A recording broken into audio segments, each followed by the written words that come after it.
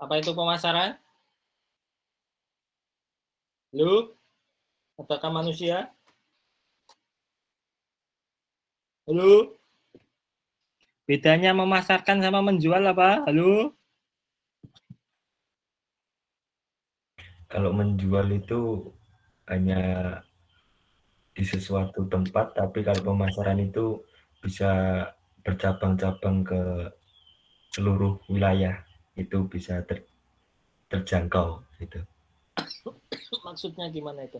Jadi Jadi kalau kalau jualan itu ruang lingkupnya hanya di sekitaran lingkungannya saja, tapi kalau pemasaran itu bisa di luar atau lebih luas gitu Pak, ruang lingkupnya. Jadi kalau Indomie itu dijual oleh Indofood itu dijual atau dipasarkan?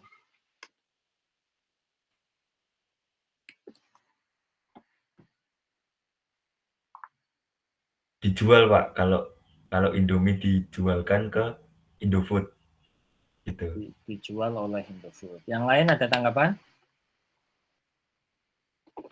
Nggak ada. Halo. Jadi bahasa Inggrisnya daripada pemasaran kan marketing ya, ya kan? Ya. Jadi pemasaran berarti konsep yang dilakukan oleh sebuah perusahaan, baik itu UMKM maupun yang sudah level besar, level makro ya, untuk apa? Mempromosikan suatu produknya atau layanan jasa yang mereka punya.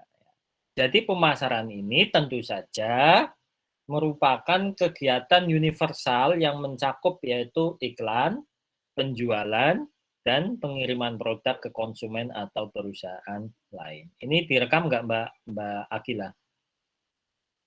Belum ya.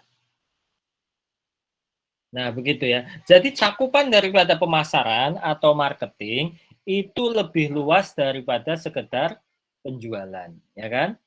Itulah kenapa ketika di perusahaan atau di toko atau di warung atau di apa namanya ya, restoran yang besar-besar gitu ya, divisi antara pemasaran, marketing dengan sales itu berbeda ya. Jadi kalau sales tugasnya apa? Tugasnya apa?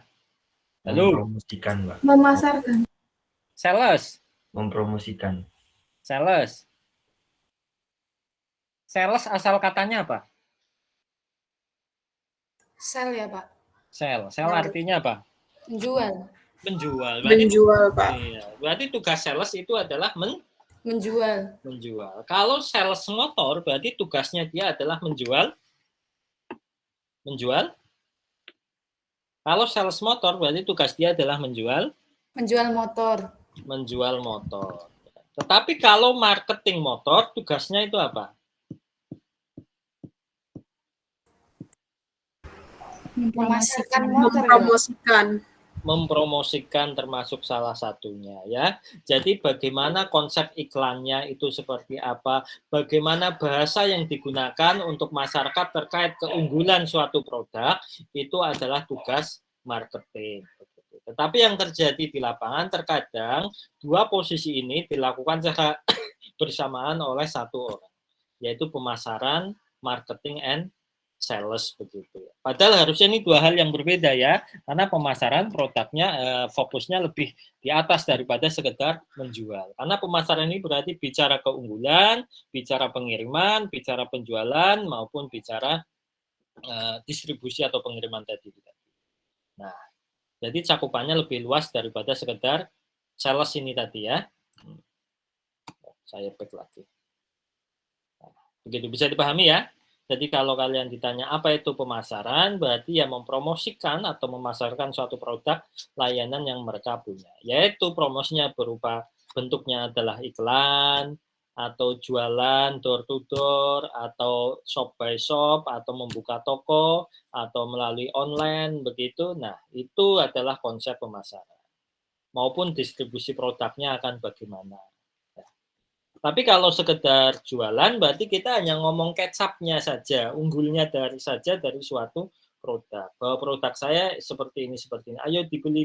Nah, Itu tugasnya adalah tugasnya si sales. Tetapi yang merancang konsep semuanya itu adalah si marketing itu tadi. Nah, sehingga pentingnya pemasaran ini adalah tidak ada artinya kalau kita bisa memproduksi tetapi tidak bisa memasarkan. Sehingga tentu saja tidak mendapatkan keuntungan finansial. Bisa saja barangnya bagus, tetapi karena kemasannya tidak bisa dipasarkan dengan bagus, sehingga tidak bisa diterima oleh masyarakat. Yang ujung-ujungnya itu menjadi tidak mendapatkan keuntungan finansial atau melekat di hati masyarakat minimal begitu. Mungkin kalian pernah melihat ya, produknya bagus tetapi tidak bisa dipasarkan dengan baik oleh para marketingnya begitu. Contohnya apa? Bisa kalian cari contohnya?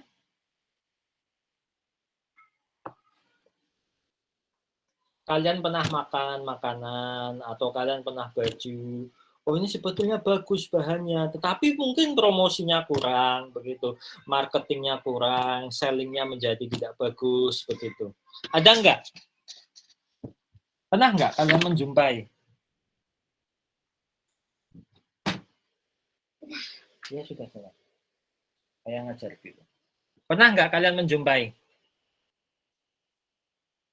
Kalian misal beli produk, ternyata kok enak ini makanannya, oh ternyata kok bajunya nyaman dipakai, tapi kok ternyata kurang iklan atau kurang pemasaran di banyak toko begitu. Pernah enggak? Halo? Belum pernah. Hah? Bagaimana? Tidak pernah? Iya. Oh, tidak pernah. Yang lain bagaimana? Pernah enggak? Saya pernah, misal kalian pernah makan apa begitu, tapi kok ini enggak pernah ada iklannya ya gitu. Tahu-tahu kok ada aja di toko begitu. Pernah enggak?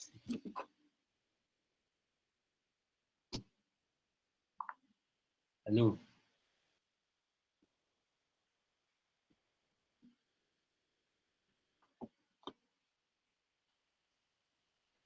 Halo?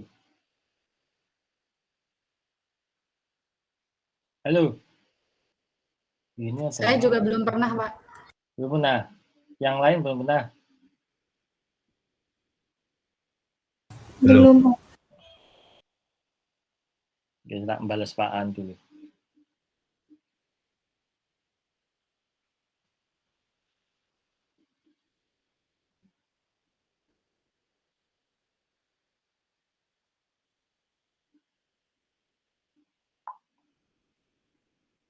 Belum pernah. Kalian pernah beli baju? Halo? Pernah, Pak. Ya. Pernah beli baju. Enak nggak dipakai? Pengen nggak beli lagi? Pernah nggak beli makanan? Enak nggak? Pengen beli lagi nggak? Gitu. Karena kalian pernah beli sepatu. Oh ternyata enak sepatunya.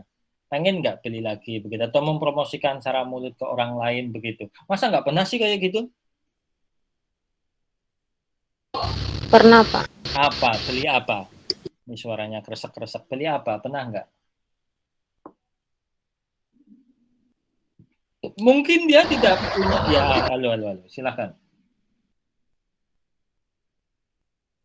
Tidak punya akun Instagram sehingga tidak bisa dipasarkan dengan baik begitu.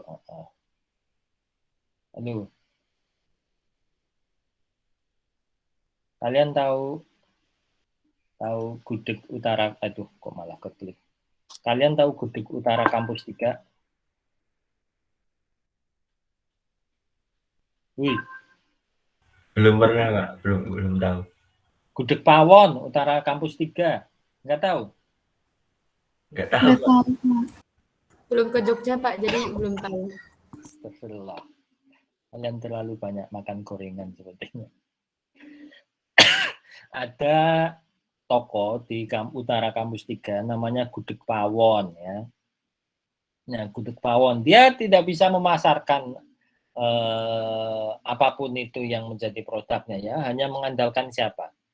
Mengandalkan orang yang datang dan menularkannya secara mulut by mulut begitu ya. Dia tetap untung, dalam kasus ini dia tetap untung. Tetapi keuntungannya mungkin tidak sebesar kalau dia berhasil memasarkan produknya atau mengemasnya menjadi lebih baik lagi begitu.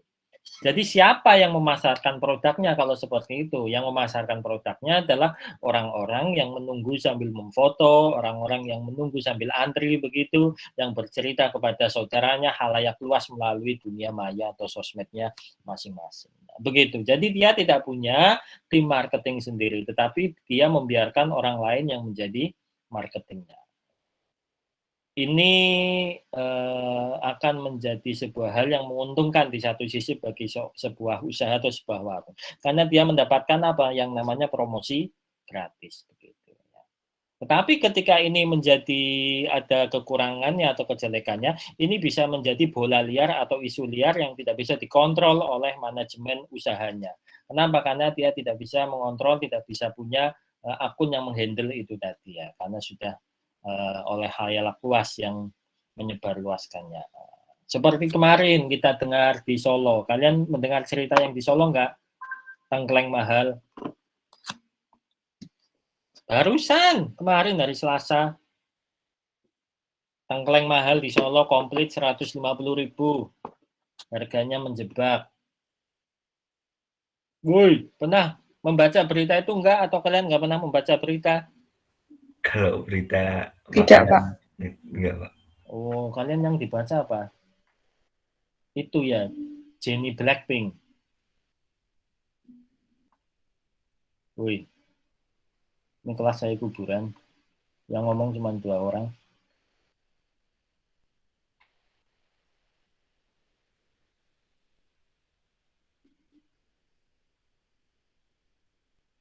Halo. Woi. Halo. Iya, Pak. Nggak tahu cerita yang tengkleng di Solo itu? Belum dengar, Pak. Belum, Pak. Belum, Pak. Belum tahu, Pak. Kalian buka Instagram itu buat apa? Woi.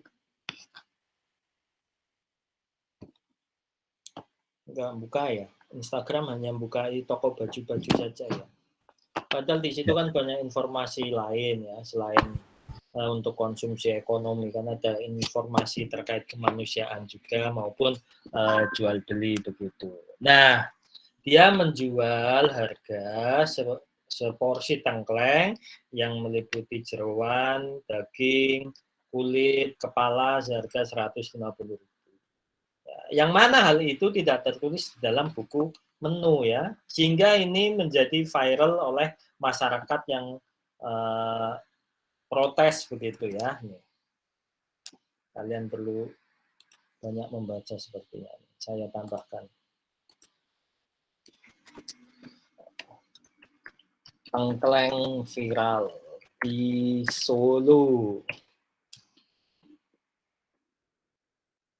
Kok malah vital sih? Ya Allah, mana ada tengkleng vital, tengkleng viral maksud saya. Nah, ini loh, cara berjualannya itu salah. Jadi dia tidak menulis apa yang menjadi menu dia di dalam buku menu ya. Padahal warungnya kaki 5 seperti ini ya. Tapi harganya satu porsi 150.000. Contoh pemasaran yang buruk adalah seperti ini ya. Kita bisa menjelaskan sebuah produk, keunggulan produknya dalam menu sebaik-baiknya. Begitu. Kalian pernah makan di Malioboro? Pernah makan di Malioboro? Belum pernah. Atau pernah mendengar cerita harga mahal di Malioboro? Sudah pernah? Pernah enggak? Ya, itu belum contoh pernah. Konsep memasarkan produk yang tidak sesuai, sehingga yang dipasarkan adalah negatifnya ya. Ketika sebuah usaha sudah dipasarkan negatifnya oleh konsumen, maka untuk bangkit lagi itu sungguh sangat susah ya, karena itu sudah terlanjur viral. Butuh waktu berbulan-bulan sampai masyarakat lupa akan kejadian viral tadi. Nah, itu contohnya seperti itu. Jadi kalau bisa ya kita bisa memasarkan produknya, tentu saja yang dipasarkan adalah hal yang positif itu tadi. Poin yang kedua ini adalah banyak cara menjual. Sehingga dalam praktek sering terjadi berbeda dan tergantung keahlian penjual begitu ya. Banyak orang yang bisa menjual, melayani pembeli dengan bagus, dengan halus begitu. Tetapi ada juga penjual yang dari segi ucapan dia tidak bisa, tetapi hanya dia memiliki modal. Nah, kadang terjadi seperti itu. Misal ya seperti itu. Kalian datang ke toko baju. Kalau ada pelayan yang mengikuti kalian kemana-mana, lebih nyaman seperti itu, atau kalian milih sendiri sampai kalian dapat, lalu kalian baru lapor pelayan. Bagaimana? Pilih konsep yang mana? Opsi yang kedua, Pak. Milih sendiri, Pak. Sendiri. Nah, ya kan Milih seperti sendiri, itu Pak. kan. Nah, begitu. Tetapi dalam prakteknya masih sering terjadi pelayan yang mengikuti konsumen kemana dia melangkah, begitu ya kan? Ya enggak? Niatnya betul. Yang pertama niatnya adalah membantu konsumen. Yang kedua adalah supaya dianggap sedang bekerja oleh bosnya ya. Kalau diam saja nanti dikira dia tidak bekerja. Itu loh, ada konsumen datang kok kamu diam saja. Nah, terkadang menjadi sebuah dilema bagi para sales itu tadi. Padahal kita sebagai konsumen itu sangat tidak suka, ya kan, kalau ada orang yang mengikuti kita sedang belanja milih-milih. Seperti menjadi tidak bebas ya. Itu contohnya seperti itu. Nah, atau ada lagi penjual yang jutek gitu, atau milih-milih konsumen, dan konsumen yang datang bermobil dengan konsumen yang datang bermotor atau dengan jalan kaki, dia akan berbeda sikapnya begitu. Nah, padahal itu kan tentu saja tidak baik gitu ya. Itu contohnya. Sehingga pemasaran itu menjadi sangat penting. Bagaimana konsep kita memasarkan? Yang pertama adalah ada AIDA ini tadi. A-nya adalah attention, yang kedua adalah interest, yang kedua adalah desire, yang keempat adalah action. Nah, ini dikenal dengan sebutan AIDA ya. Jadi ini merupakan tahapan-tahapan dalam konsep pemasaran ya. Jadi sebagai seorang konsumen kita biasanya akan mengikuti pola AIDA ini.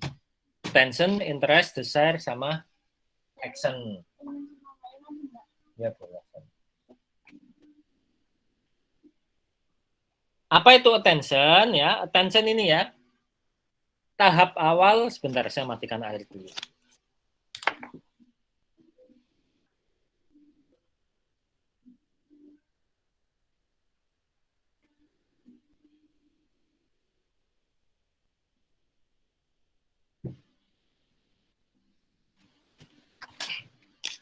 Attention itu ketika konsumen mulai menyadari adanya produk atau brand kita. Ya. Minggu ini kalian tahu sebuah merek baru nggak? Yang sebelumnya kalian tidak tahu? Ada nggak? Ada nggak? Kalian baru lihat produknya, ternyata ada toh merek ini. Ternyata toh ada sabun mereknya Lux gitu. Ternyata ada toh yang namanya Koyo Cabe seperti ini. Ternyata ada toh minuman boba yang rasa durian gitu. Ternyata ada toh yang jualan namanya roti gembong begitu. Ada nggak yang minggu ini merasakan seperti itu? Atau barusan tadi begitu. Ternyata warung sana buka tuh, ada warung baru nih di depan kampus 3, warung somai begitu. Atau kampus 4 begitu. Halo, ada nggak? Nggak ada. Ada, Pak, ada. Ada, Pak. Apa? Ada, Pak. Ini Pak, Apa? deterjen. Hah? Deterjen, Sabun, Pak. deterjen itu, Pak, deterjen yang suka diiklanin kalau di sinetron-sinetron. Deterjen apa itu kok saya nggak tahu? Ya itu, Pak, makanya baru saya juga baru tahu. Namanya apa? Deterjen apa? Gentle Gen, Pak. Gentle Gen, oke. Yang lain apa lagi? Ada lagi selain deterjen Gentle Gen? Sabun, Pak. Sabun apa? Grace and Glow di TikTok. Glaze and Glow, bukan Glow apa? MS Glow bukan? Bukan, Pak. Oh, namanya kok mirip Glaze and Glow. MS Glow. Ya, ada lagi yang lain yang baru kalian tahu minggu ini? Oh, ternyata ada produknya toh. Nggak ada? Nggak tahu? Ya, ditutup pintunya ya. Nah, Kalau ada produk baru itu, berarti kita baru masuk tahap attention, tahap baru tahu. Oh, ada tuh sabun mereknya, apa tadi, lupa saya.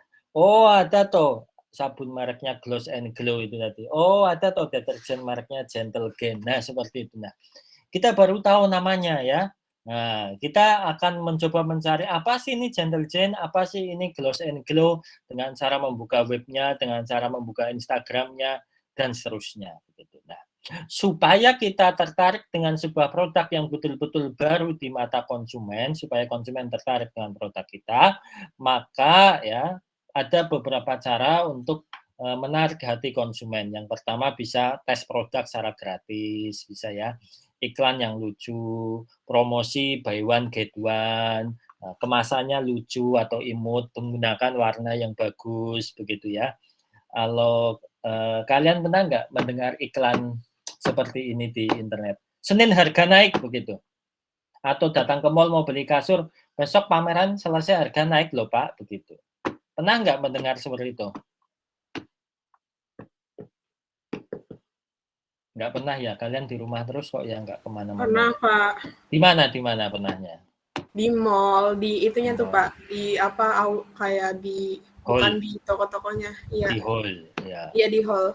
Nah, itu contohnya seperti itu ya. Supaya apa? Supaya konsumen tertarik. Wah, besok kalau pameran selesai, saya nggak bisa lihat lagi nih. Ini kesempatan saya harus melihat, mencobanya. Nah, kita sudah masuk ke jebakan Batman attention ini namanya, ya. Karena mereka punya promosi seperti itu. Nah, kalau sudah masuk ke attention, selanjutnya adalah ini, interest, ya. Nah, kita sudah mulai tertarik begitu ya, baik dengan produknya maupun dengan salesnya begitu ya. Biasanya kan salesnya sukanya apa namanya, menggoda-goda kita supaya datang masuk ke tokonya. Nah, kalau kita sudah berhasil masuk ke tokonya, berarti kita sudah masuk ke dalam tahap interest ini tadi. Kita mau melihat megang-megang produknya, dibaca belakangnya ingredientnya apa, dipegang bajunya cocok atau tidak, begitu warnanya bagus atau tidak, bahannya halus atau tidak. Nah, kita sudah masuk jebakan yang kedua, yaitu yang namanya interest. Ya. Manfaatnya apa sih kalau kita pakai baju ini? Keunggulannya apa sih produk sabun ini begitu? Atau kita buka internet, kita lihat di YouTube, atau lihat di Instagram. Nah, berarti kita sudah masuk ke tahap interest. Kalau konsumen sudah berhasil masuk ke dalam tahap interest, tertarik dengan produk kita, maka tolong jangan disia-siakan. Karena ini peluang kita untuk mengenalkan keunggulan produk kita, pentingnya produk kita bagi konsumen begitu, atau calon konsumen ya. Jadi ketika mereka sudah mengeklik alamat kita, nanya kita lewat DM atau lewat WA, ini peluang besar bagi kita untuk menggait konsumen baru begitu ya. Jadi kalau bisa informasi-informasi yang diberikan adalah informasi-informasi yang tepat dan bermanfaat terkait keunggulan daripada produk kita begitu. Kalau sudah interest, tertarik, maka desire ya, tahap ketiga adalah desire ya. Kalau konsumen sudah desire pada tahap kita, berarti mereka punya keinginan ya, 75% mereka akan membeli produk kita pada saat itu begitu ya. Sebelum datangnya gangguan dari pihak lain, misal tiba-tiba teringat bahwa saya harus membayar SPP, tiba-tiba teringat bahwa saya belum membayar utang saya, tiba-tiba teringat bahwa besok harus membayar kos-kosan, tiba-tiba teringat bahwa besok saya harus membeli bahan-bahan kebutuhan sehari-hari di kos. Nah, sebelum datangnya tahapan itu, tiba-tiba teringat, biasanya kita sudah masuk ke dalam desire, nah, keinginan untuk membeli produk kita. Kita sudah tahu bahwa produknya ini unggul dan bagus, berarti saatnya saya harus membeli ini tadi. 75% dia akan membeli ya, bahwa produk ini bermanfaat bagi kita. Ada nilai tambahnya ya. Nah, tahap terakhir adalah action ini tadi. Kalau sudah desire, berarti mereka action, akan membeli produk kita. Nah, kalau sudah membeli produk kita, berarti tugas sebagai seorang marketing, juga sebagai seorang sales, ini sudah selesai. Begitu. Secara psikologis, mereka sudah yakin untuk membeli produk kita. Tapi kalau dari tahapan desire tadi kok ada gangguan dari pihak luar, semisal tadi tiba-tiba teringat, tiba-tiba ditegur suami, kamu kan sudah punya baju, kamu kan sudah punya sepatu banyak, kamu kan mau beli ini nanti rencananya, kita kan berencana beli ini, nah maka menjadi bisa saja action ini tidak terjadi begitu ya. Atau barangnya setelah pada tahap interest kok bagus warnanya, tetapi ketika dicoba kok menjadi kok kelihatan ketat sekali ya di saya. Oh, kok ternyata tidak cocok ya dengan badan saya. Oh, ternyata kok jomplang sepertinya. Oh, ternyata kok bahannya ketika dipegang bagus, ketika dipakai kok menjadi tidak nyaman. Nah, maka desire itu terbantahkan dengan uji coba yang menyebabkan action maupun yang terakhir tadi yang sebelumnya ini menjadi tidak terjadi. Action ini ya. Begitu ya. Ya. Kalau mereka suka, biasanya mereka akan kembali lagi atau merekomendasikan kepada temannya begitu. Tetapi kalau tidak suka, ini yang paling berbahaya ya. Biasanya mulutnya akan ke mana-mana begitu ya. Wah, di sana tuh baksonya terlalu asin, tidak enak. Sudah bilang tidak enak sekali, tidak akan pernah dia datang lagi.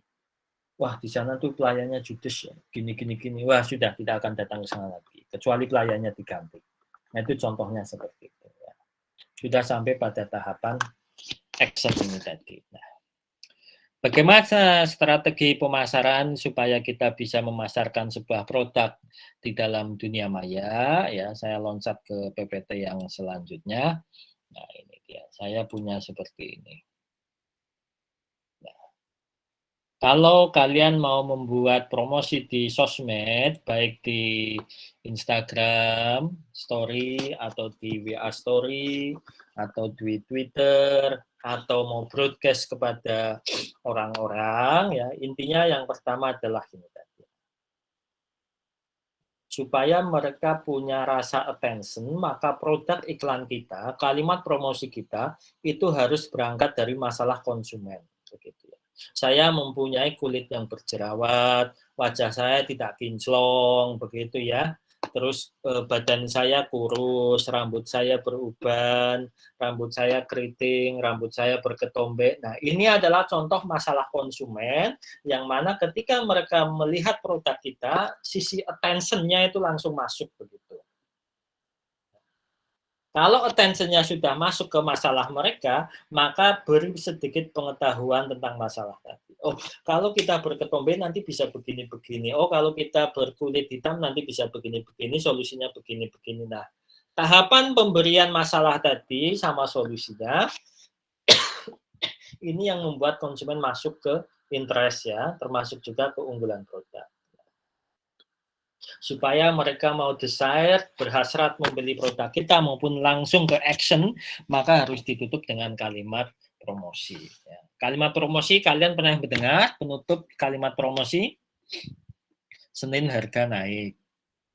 Coba gratis sekarang. Beli 3 bonus 1. Sesudah harga tentu saja dinaikkan. Ya. Tidak ada orang yang mau menjual barangnya rugi kecuali dia mau bangkrut begitu. Pasti harganya sudah dinaikkan. Walaupun kita beli 2 bonus 1, itu sama saja dia memotong keuntungannya untuk promosi begitu. Ya. Gratis ongkir sampai sebulan. Nah, itu contoh kalimat promosi. Ada lagi contoh kalimat promosi yang lain yang pernah kalian dengar atau kalian merasa terjebak sehingga kalian membeli sebuah barang, check out di Tokopedia atau Shopee, Lazada, beli-beli. Halo guys, kalimat promosi yang pernah kalian dengar. Ini ada Google Meet-nya nggak sih? Jangan-jangan saya ngomong sendiri. Halo. Halo Pak. Ya apa? Pernah dengar nggak kalimat promosi? Kalau saya tuh yang di Shopee itu loh Pak, flash sale. Flash sale? Nah, ternyata harganya juga sama Pak. Itu. Saya pernah punya cerita yang sama ya, tapi bukan di Shopee, di Tokopedia ya.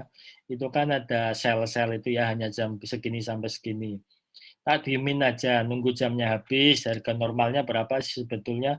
Walah, harga normalnya tuh sama toh sesudah di itu.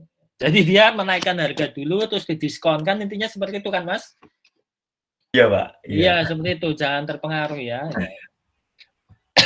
Godaan terbesar seorang konsumen adalah melihat kata sale, kata diskon, besok harga naik, beli 2 dapat 1, salah, beli 2 dapat 1, beli 2 bonus 1, begitu. Nah, itu contohnya seperti itu ya. Menekan psikologis kita untuk segera membuka dompet atau menekan m-banking kita untuk transfer. Nah, itu contohnya seperti itu ya. Dapatkan keunggulannya sebelum harga naik. Nah, contohnya seperti itu, Mas. Ada lagi yang lain selain Mas Ardan tadi? Anak muda, halo. Sepi sekali nih. Nah, contohnya seperti ini ya. Nah, kita bisa memberikan kata-kata promosi seperti ini ya. Diskon, promo, potongan harga, cashback. Pernah dengar kata cashback? Beli Yamaha Vixion, dapatkan cashback 2 juta. Gitu. Syarat dan ketentuan berlaku. Nah, S dan NK-nya tuh tulisannya kecil sekali di bintang di bawah itu tadi. Syaratnya apa? Jika membeli motor Vixion minimal 2 buah. Begitu. Kalian pernah buka GrabFood?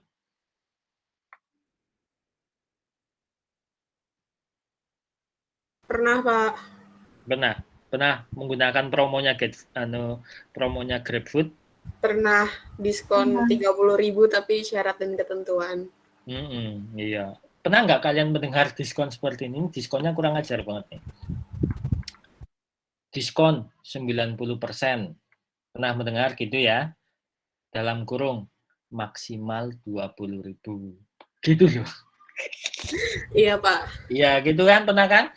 Ternyata yang dipakai yang di dalam kurung, bukan yang 90%-nya begitu ya. Jadi maksimal 20.000-nya begitu. Nah, itu contohnya seperti itu ya, betapa permainan kata-kata dalam penjualan itu harus kita cermati satu-satu ya dengan baik, jangan sampai kita tertipu ya promo. Mereka tidak salah, kita saja yang tidak cermat, biasanya seperti itu.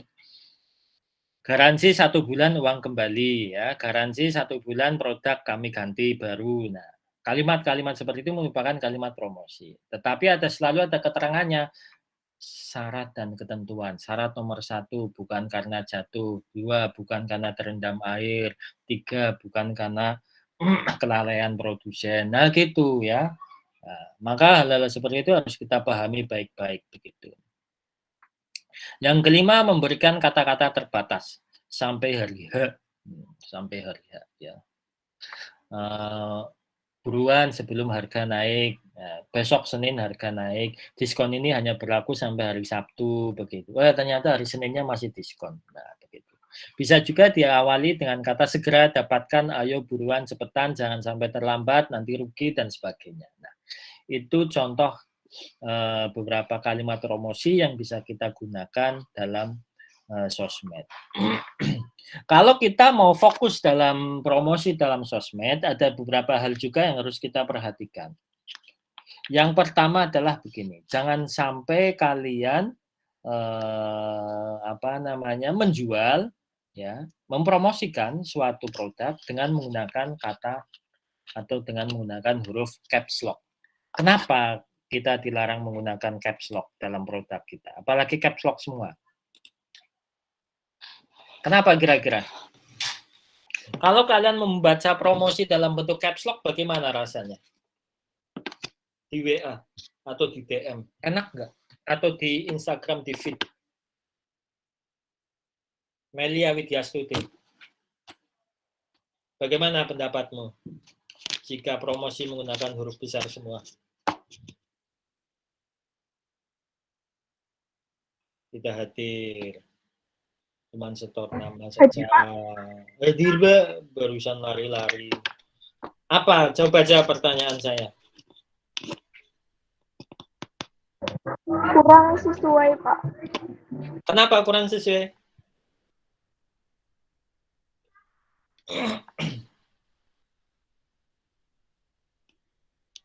Halo.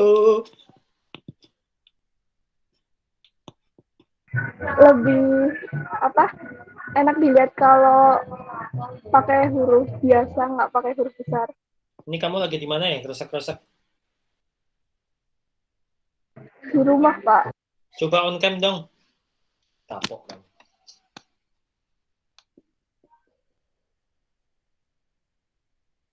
Satu menit saya tunggu on cam. Lalu ada Alia Sakira Fatin. Bagaimana menurut Mbak Alia Sakira Fatin? Menurut Alia, Coba on cam dong. Ciluk nggak pakai jilbab ternyata. Pakai dulu jilbabnya. Itu jangan Sudah, pakai celana Pak. pendek. Oke, apa? Menurut Mbak Alia gimana? Mana wajahnya nggak kelihatan? ini lama Pak kameranya. Ya iyalah, belum ditekan lama. Nah, gimana Udah, menurut kamu? udah. Itu apa namanya? Kurang tepat aja kalau misal kita baca DM atau baca WA dengan caps lock aja, kayak kesannya itu lagi marah-marah atau ngancem gitu. Ya, orang lagi marah atau lagi ngancem ya kalau pakai Iya. caps lock ya. Ya, terima kasih Mbak Alia. Nah, Mbak Melia sudah nampak pasang hidungnya. Ya, oke, makasih Mbak Melia. Kamera bisa dimatikan lagi. Nah, kalau kita beriklan dengan menggunakan huruf caps lock, itu membuat orang yang membaca menjadi ilfil ya, menjadi empatinya hilang. Males produknya begini, ilfil ya. Begitu. Contohnya begitu.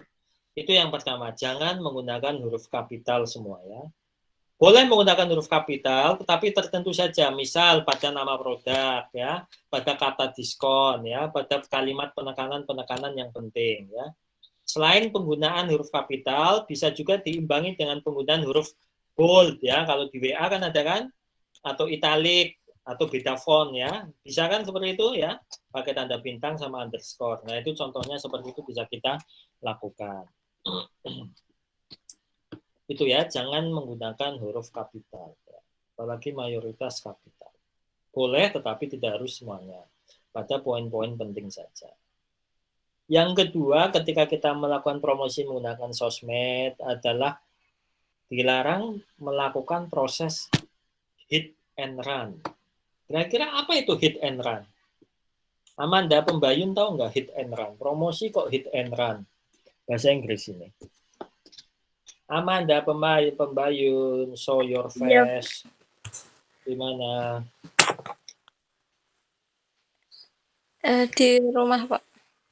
Di rumah. Bagaimana pakai HP ya? Gimana maksud kalimat jangan menggunakan hit and run, jangan melakukan proses hit and run?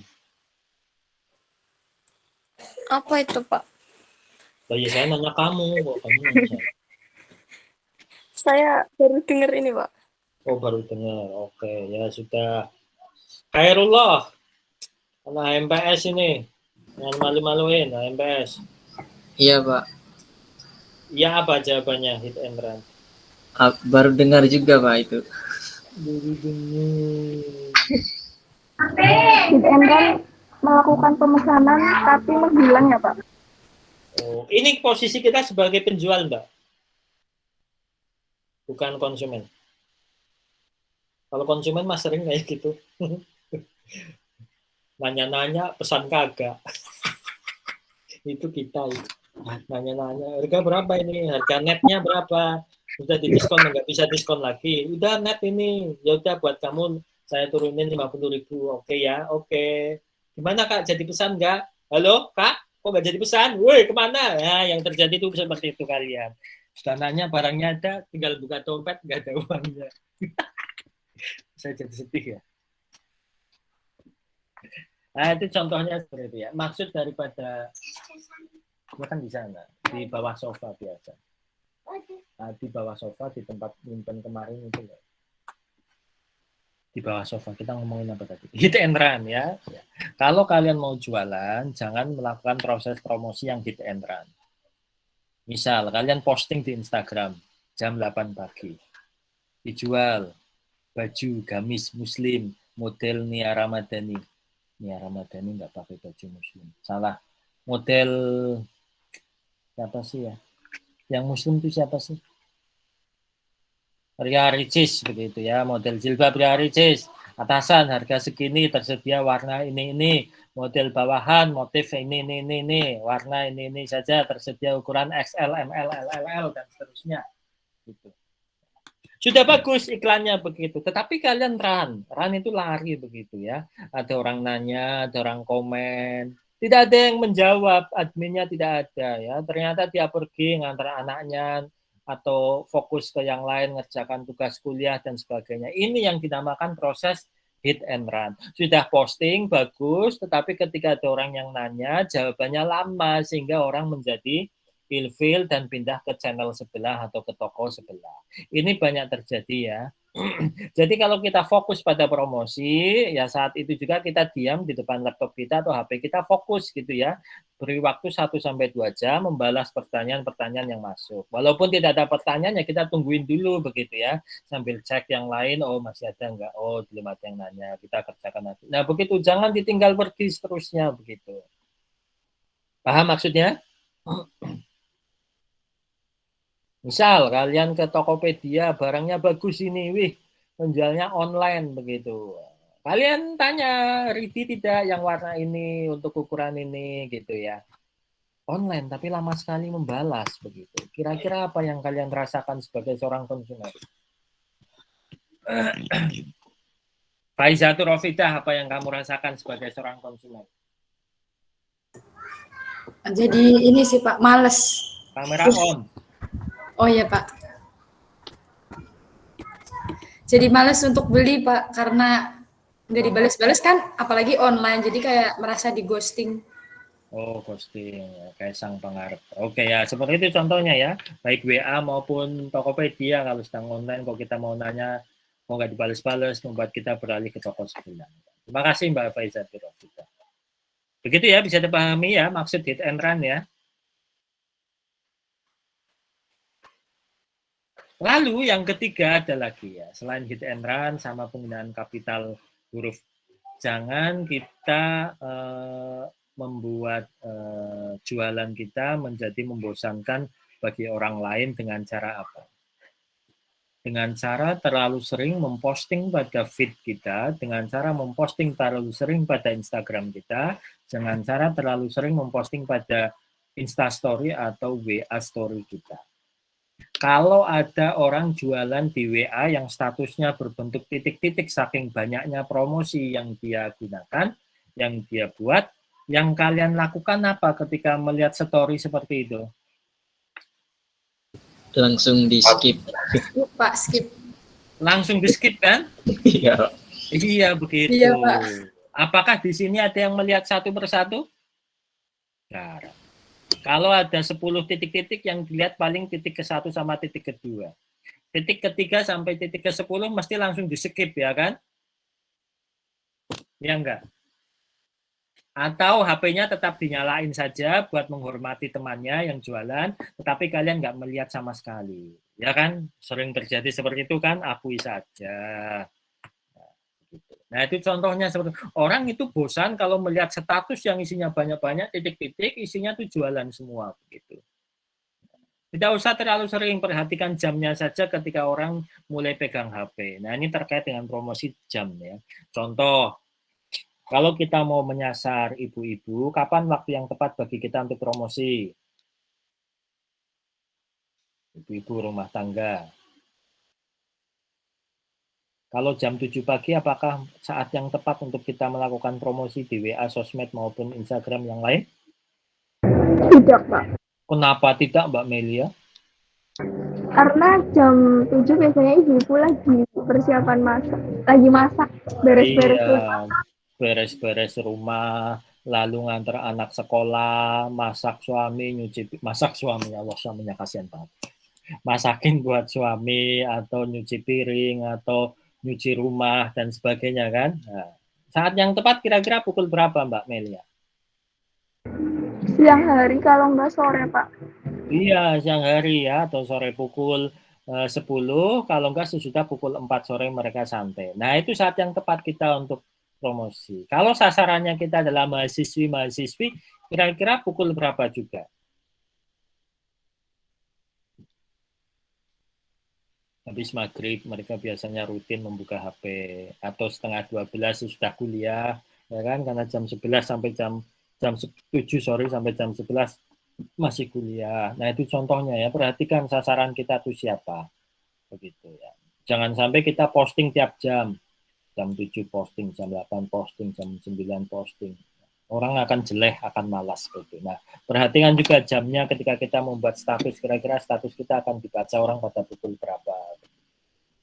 Oke, understand? Bisa dipahami? 3 pantangan itu tadi? Saya. Halo, Assalamualaikum. Apakah ada nyawa di sini? Kalau nggak ada, saya pulang. Contohnya seperti ini ya, kalimat promosi yang tadi kita bahas ya. Berangkat dari siapa? Berangkat dari permasalahan konsumen. Apakah Anda merasa gemuk, susah bergerak, mudah lelah? Nah, ini kan masalah ya kan? Nah, lalu kita kasih pengetahuan ya terkait masalah itu tadi. Gemuk, mudah lelah merupakan hal yang kurang baik. Tanda obesitas yang bisa berbahaya untuk masa depan Anda. Nah, kalau sudah mereka mengetahui permasalahan dari diri mereka dan sesuai dengan mereka yang cocok dengan produk kita, lalu kita kasih solusinya ya, jamu anti gemukin tadi. Keunggulannya apa? Jamu ya ini kapitalnya kan sedikit kan, tidak semua kapital ini contohnya. Jamu ini terbuat dari bahan-bahan pilihan yang terbuat dari alam, baik alam raya maupun alam gaib, dan dipadukan dengan ekstrak buah-buahan. Membuat Anda akan lebih sehat, langsing, dan menarik. Nah, kita sesudah menyebutkan nama, kita sebutkan keunggulannya. Keunggulan produk kita itu apa? Membuat Anda merasa baikan, membuat Anda merasa cantik, menurunkan berat badan, dan sebagainya. Lalu ditutup dengan kalimat promosi. Jangan melewatkan kesempatan ini.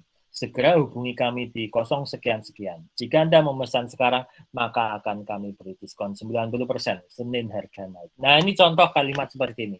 Pernah membaca seperti ini, teman-teman? Ya mirip-mirip begini.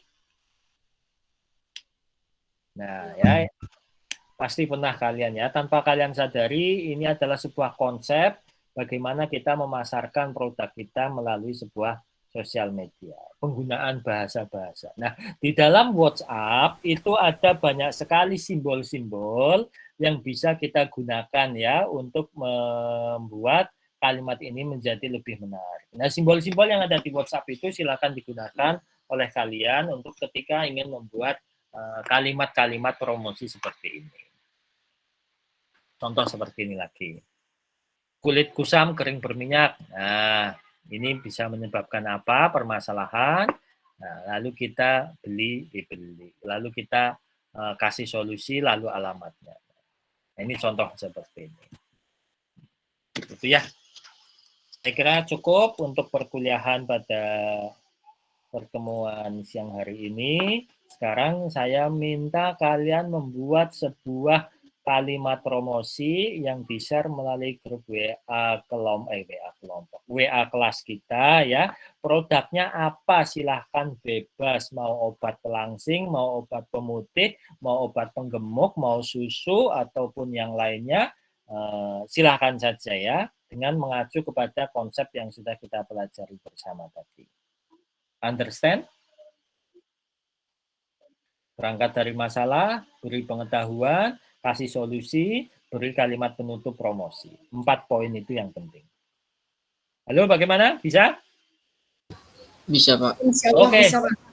Ya, kuliah kita tutup pada pertemuan siang hari ini dengan membuat contoh kalimat promosi di grup WA, di-share ke grup WA kelas kita paling lambat sebelum pukul 14.30 ya. Kalian punya waktu 30 menit untuk membuat kalimat promosi. Saya kira cukup sekali. Produknya bebas, nama usahanya bebas, usaha fiktif boleh, usaha nyata juga boleh. Mari kita akhiri perkuliahan kita sore hari ini, siang hari ini, dan maafkan alhamdulillah. Alhamdulillah. Alhamdulillah. Kenapa ketika ada orang salam pada membuka mic, tetapi kalau saya tanya pada diam saja? Karena menjawab salam adalah daripada sunnah. Mesti alasannya begitu. Nah, hari ini, Assalamualaikum warahmatullahi wabarakatuh.